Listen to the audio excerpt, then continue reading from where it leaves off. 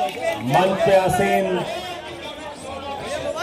संगठन के सभी पदाधिकारीगण, अध्यक्ष जी और आप सबका दिल्ली की धरती पे, इस जंतर मंतर की ऐतिहासिक धरती पर इस आंदोलन में मैं आप सबको सर झुका के नमन करता हूं, आपका क्रांतिकारी अभिवादन करता हूं। अभी मुझसे पहले अध्यक्ष जी ने जब अपनी बात कही तो उन्होंने कहा कि ये जो मंच है ये कोई राजनीतिक मंच नहीं है। अब मेरे लिए ये बड़ी दुविधा हो जाती है, बोलूं फिर किसके खिलाफ, किसके खिलाफ बोलूं? आप बताइए, अगर प्रधानमंत्री जी आज आपकी पेंशन दे दे, मैं उनकी तारीफ करने के लिए तैयार हूं, दिल खोल के उनकी तारीफ करूंगा।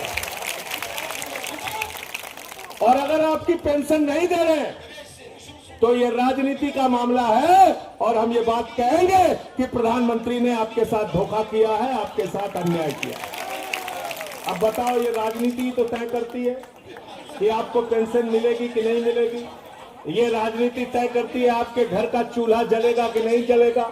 ये राजनीति तय करती है कि आपके बच्चों के स्कूल की फीस कितनी होगी।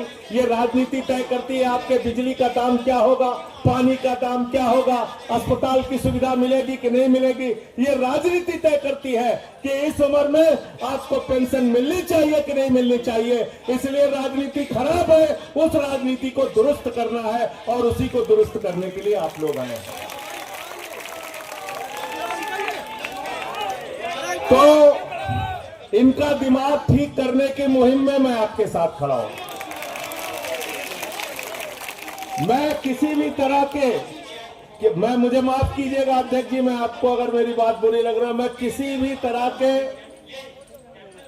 आओ भगत तारीफ करने और जबरन तारीफ करने के बिल्कुल खिलाफ हूं। कोई सगा आदमी भी हो, मैं उसके खिलाफ हूं। प्रधानमंत्री ठीक से काम करेंगे, उनकी दिल खोल के प्रशंसा करूंगा। प्रधानमंत्री अगर कर्मचारियों के साथ धोखेबाजी करेंगे, उनके खिलाफ बोलूंगा। और मैं सिर्फ आपको यकीन दिलाने के लिए आया हूं, जब सदन में चर्चा होगी, आपका ये विषय, इसकी पूरी गहन जानकारी लेके, आपने कहा 1000 रुपए पेंशन वर्षों वर्षों तक आपको दी जा रही है। 1000 रुपए में तो 2 दिन गुजारा नहीं हो सकता इंसान का, 2 दिन गुजारा नहीं हो सकता। और पेंशन की मजबूरी प्रधानमंत्री समझने वाले नहीं है। उनकी उम्र तो 75 साल हो गई। 75 साल की उम्र में भी उनको तीसरी बार प्रधानमंत्री बनना है, उनको रिटायर नहीं होना है। वो लगातार काम करते रहेंगे, लेकिन आपको पेंशन नहीं मिलनी चाहिए। आपको 1000 रुपए की खैरात, मैं इसको कहूंगा, जो खैरात दी जा रही है। और अपने दोस्तों के लिए क्या किया जा रहा है? कोयला उनका, गैस उनका, बिजली उनकी, पानी उनका, सड़क उनका, स्टील उनका, सब कुछ उनका, हवाई जहाज उनका, समुद्री पोर्ट उनका। तो सब कुछ अपने दोस्तों के लिए और देश के बुजुर्गों के लिए। अगर आपके पास पैसा नहीं है तो उसके लिए हम लोग लड़ाई लड़ने को तैयार हैं, आर पार की लड़ाई लड़ने को तैयार हैं। पैसा तो आपके पास है, लेकिन पैसा आप देना नहीं चाहते। आपकी नीयत साफ नहीं है। आप पेट्रोल से हमसे पैसा ले रहे हैं, डीजल से हमसे पैसा ले रहे हैं, तमाम तरीके का टैक्स लगा के हमसे पैसा ले रहे हैं। और हमारा भी ईपीएफ का फंड कटता है, कटता नहीं कटता बताइए। बावजूद इसके पेंशन देने के नाम पे हाथ खड़े कर लेते हैं आप।